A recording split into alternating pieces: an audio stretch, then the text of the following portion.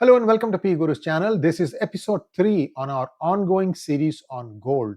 And I'm sure you're going to find it very, very interesting because the number 1 and number 2 have been extremely successful. I'm going to recap 1 and 2 for you and then move on to what I'm going to talk about in 3. And this has something to do with Venezuela's gold. And a small request to all of you to like this video. And if you have not already subscribed to our channel, please do so. Here we go. A golden scam, Venezuela's gold. What happened to Venezuela? But before we go to that, let's recap what happened.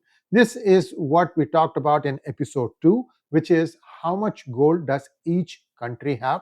We have US stopping at 8133 metric tons, 3351 Germany, then Italy, France, Russia, China, Switzerland, Japan, India, and NED, that is Netherlands. This is the top 10 countries with the most amount of gold. Now, in the first episode, we talked about what would the United States have to internally value the amount of gold that it has in the treasury to try and wipe out the US deficit. And right now, the value is $42.22, $42.22 per ounce. And if you change that, mark it up to $124,000 per ounce, then the number comes out to 36 trillion. So this is an asset in the US Treasury. So if you just says, okay, I am valuing from $42 to $124,000 per ounce, then everything is squared away. US is out of its debt. So it doesn't have to pay any more interest to anyone. Notional thing, right? I don't know if the other countries will accept it or not, but it would suddenly make it look like the gold value is really, really high.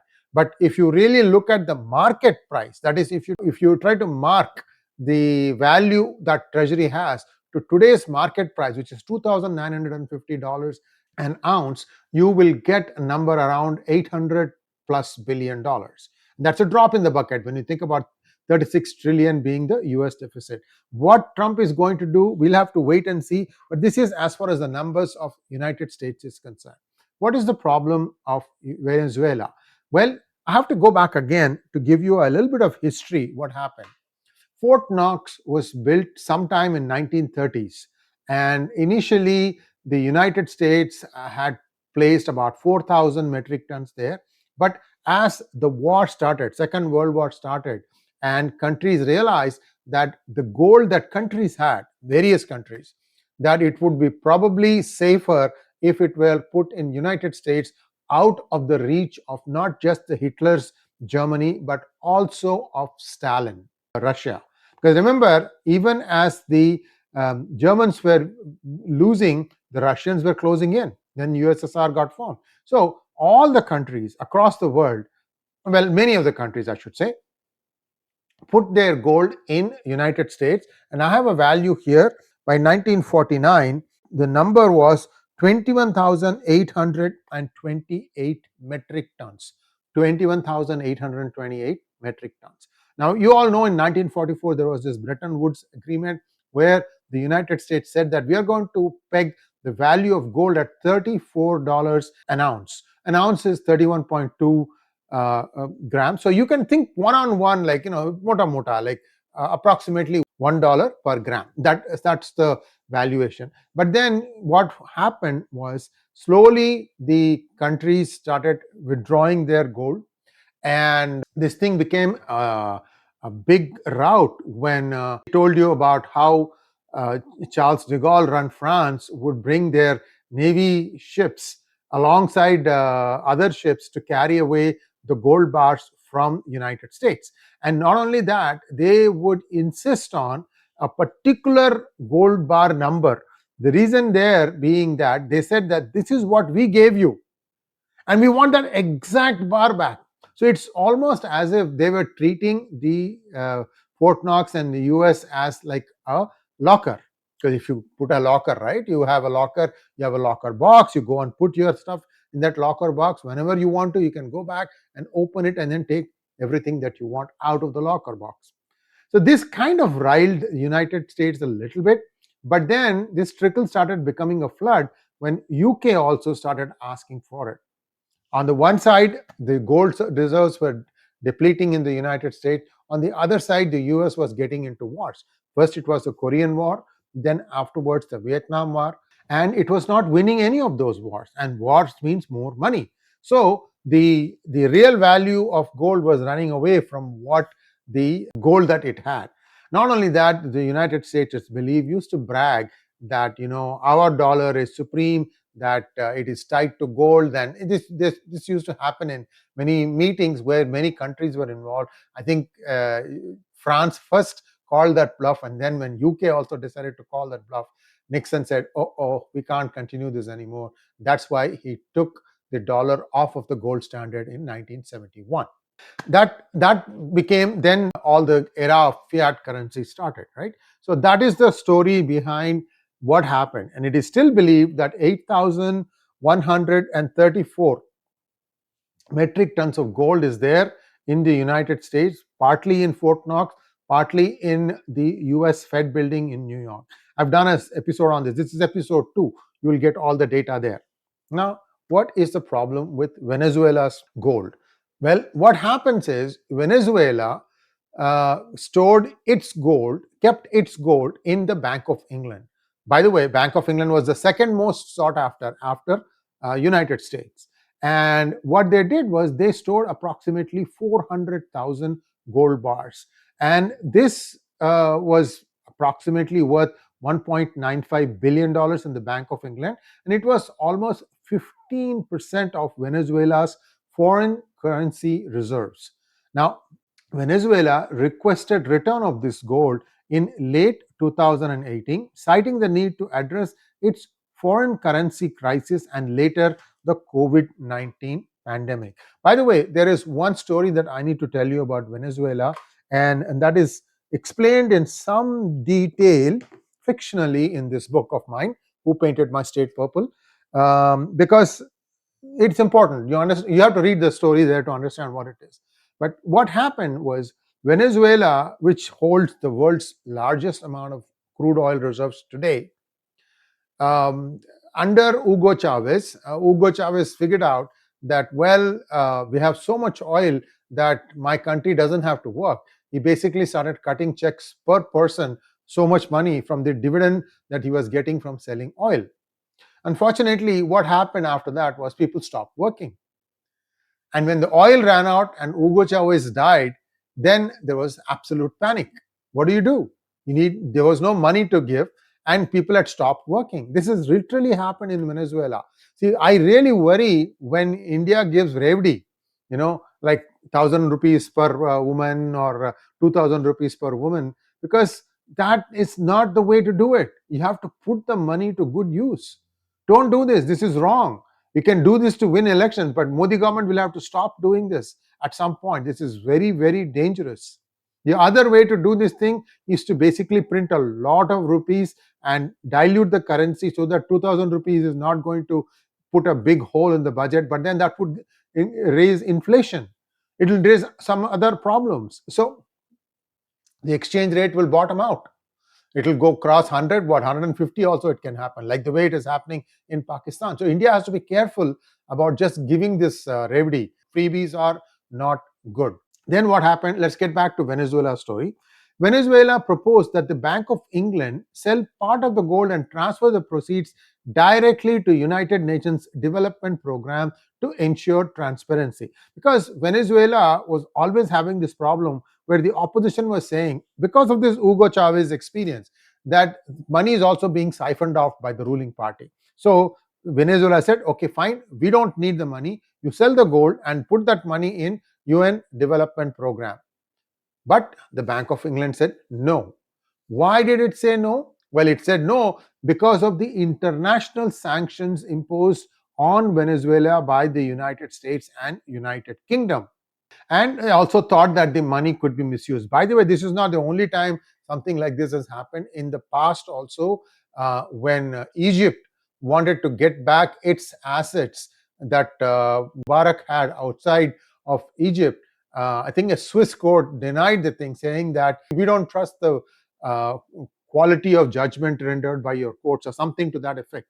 This is a problem. I've had people that I have interviewed in the past have seen that they don't look at India Supreme Court with the same respect as they would their own Supreme Court. It's okay. This is India is coming of age, and these are things that are going to sort themselves out. But this potential misuse fear was cited, and that became a sticking point, and they just didn't give it. But did they really have that gold? I'm going to answer this question in just a moment. In May 2020, Venezuela launched legal proceedings against the Bank of England after it refused to release the gold. They said, "Okay, we are going to go to court." The other problem was that US officials and Venezuela's opposition leader Juan Guaido warned that the gold could be used for corruption. Essentially, people were not very trusting of Hugo Chavez and then the follower, which is Maduro. The US and over 50 countries, including UK, did not recognize Nicolas Maduro's presidency, alleging election fraud in 2018. Do you want to know more about it? Read this book. Because if you want to rig somebody's election, you want to first do a trial run. And guess where the trial run was done?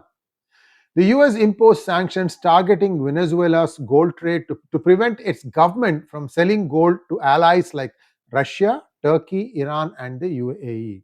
The US warned global financial institutions against trading Venezuelan gold, further restricting Venezuela's access to foreign assets. So they tried both ways. The US tried to shut down anybody who might want to get Venezuela's gold in exchange for money, and they also imposed sanctions on Venezuela. The interesting thing here is the UK government said that Maduro's regime was not going to be recognized by us, but the Bank of England said that it does not comment on customer relations.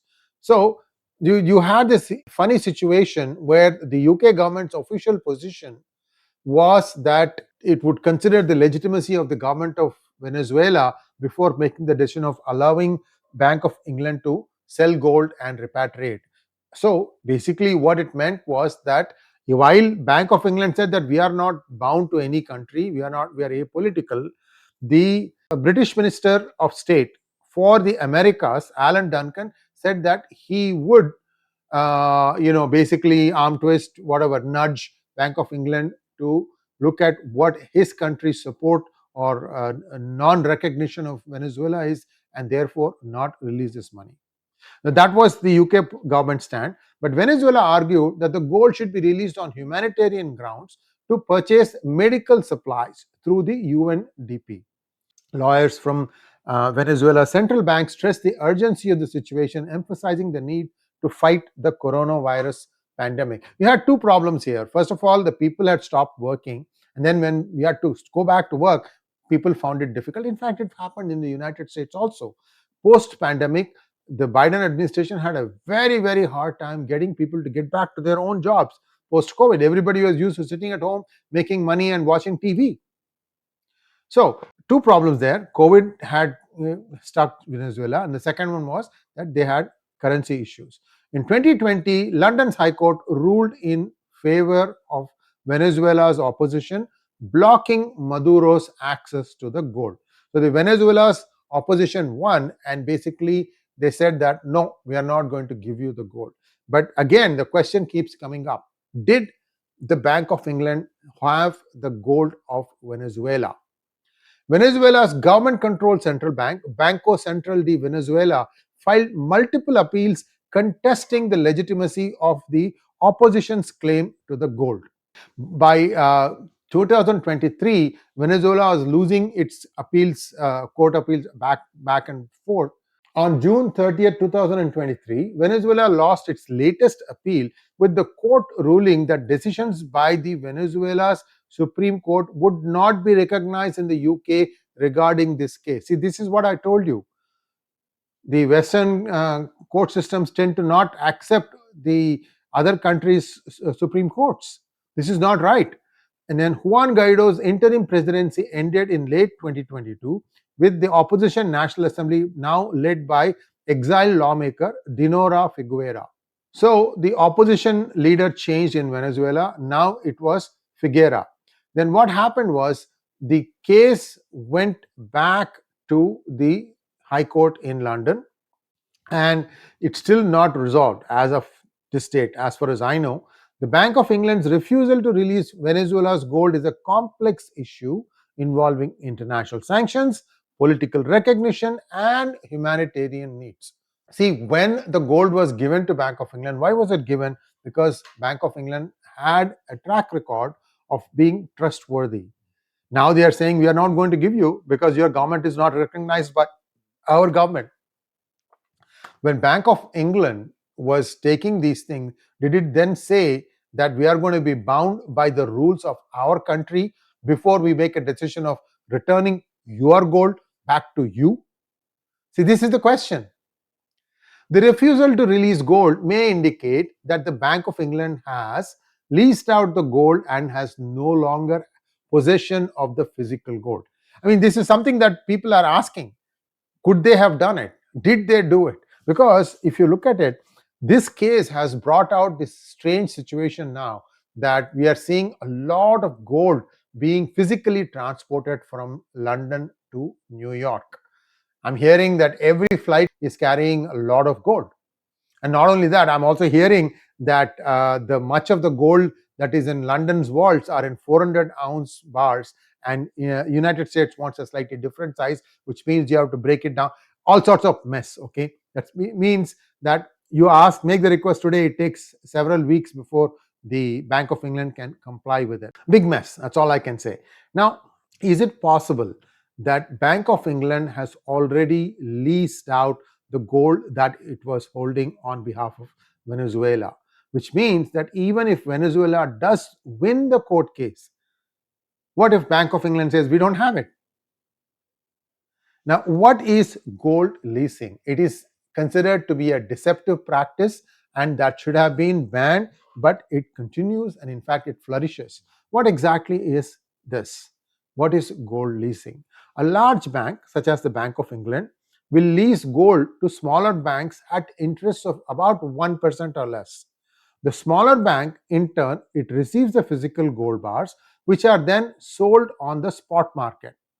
Now, after selling the gold, the smaller banks obtain the cash that they got from the proceeds and then they lend it out at interest rates between 4% to 19%. Remember, they are borrowing the money at 1% from Bank of England and they are selling it at 4% to 19%. So essentially, they are making money on the differential or the arbitrage, it's called. So once sold, the gold is no longer available, leaving both the large and small banks without physical gold reserves. What happened to the original money? Well, I don't know what happens there. I think the smaller bank would give back the actual value of selling the gold. That would have to go back to Bank of England. Did it happen or not? We don't know. So if any country were to go back to Bank of England and insist on getting their own gold back, Bank of England may not have it for everybody. That is the big question on everyone's lips now. Now, is this a racket? Should this be banned? Why this gold leasing is being allowed? Because this has eroded public distrust in banks. In fact, people have started writing such banks as banksters, like mobsters. Bank, mobster, banksters, to describe bankers engaging in such activities. Gold leasing is one of the many financial schemes used by banks to generate wealth while leaving others at risk. The other one is all the gold derivatives, like gold ETFs, and then there are many other things that I've heard.